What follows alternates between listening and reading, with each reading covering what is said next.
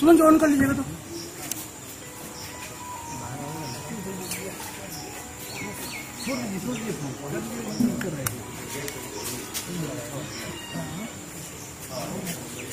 पीछे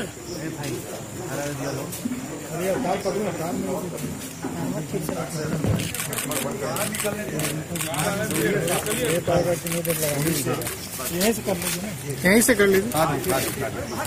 आने दीजिए भाई, आप लोग जैसे सूचा के लिए अपने वहीं से कर लीजिए। जगह वाल है सर, आगे बाहर आ जाइए सर, घर में ठीक है। ठीक है, नहीं आ रहे।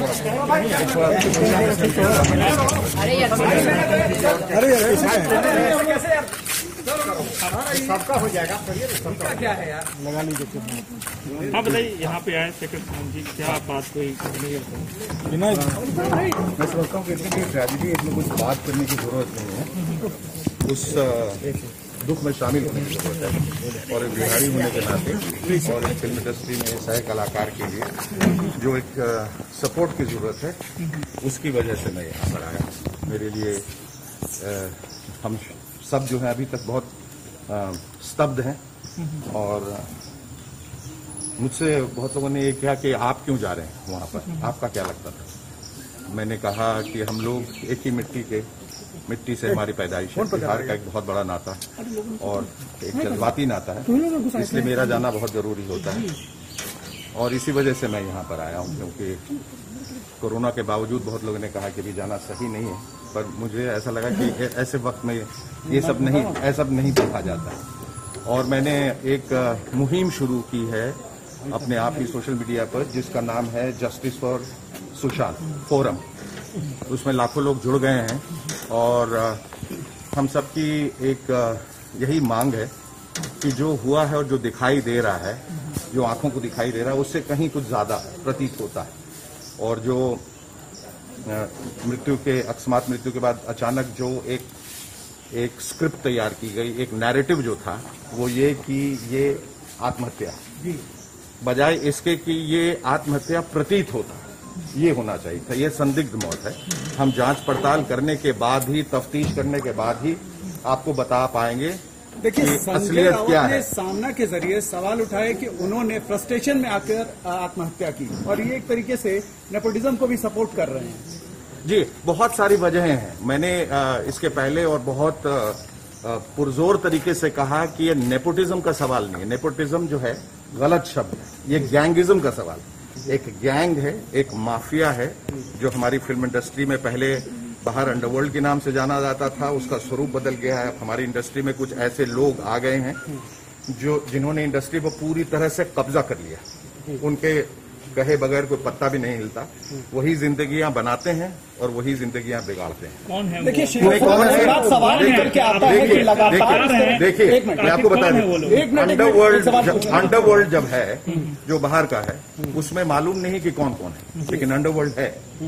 उसमें नाम जानने की जरूरत नहीं है, क्योंकि हमारे पास कोई प्रमाण है, लेकिन है।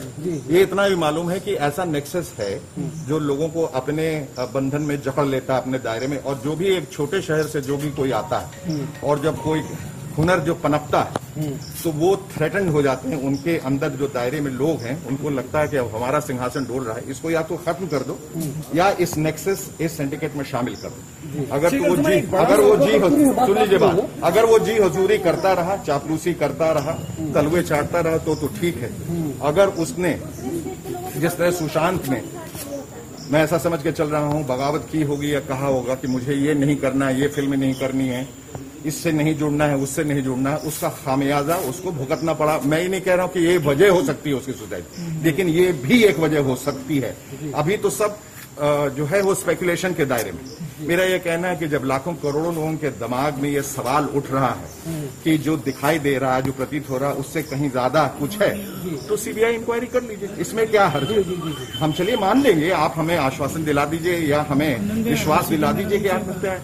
हमें कौन सा शौक है ये जानने के लिए कि ये हत्या हुई, ये तो कोई नहीं कह रहा है। लेकिन जो तथ्य बाहर निकल के आए, उससे ऐसा प्रतीत होता है कि इसमें, इस खेल में और भी गुत्थी है, कुछ पेच है जिनको सुलझाना चाहिए, कुछ अनसुलझे जो सवाल हैं वो एक प्रश्न चिन्ह बन के खड़े हो गए हैं और उसका निदान जरूरी है। This case needs a closure, और क्लोजर तभी होगा जब इसकी सीबीआई शेखर सुमन क्या करेंगे एक बिहारी होने के नाते? आवाज उठाएंगे, वही जो कर रहे हैं उसी के तहत तो मैं यहाँ आया हूँ। उसी जगह मुझे कहीं भी जाना हो, कुछ भी कहना हो, रोज जो है एक प्रेशर बिल्ड कर सकते हैं, एक स्टैंड ले सकते हैं कि हमें ये चाहिए। आप अपनी मांग कैसे मंगवाते हैं? या तो आप आवाज उठाते हैं। नीतीश कुमार से भी मिलेंगे, मांग करेंगे? मैंने पूरी कोशिश की मैं उनसे मिल पाऊं।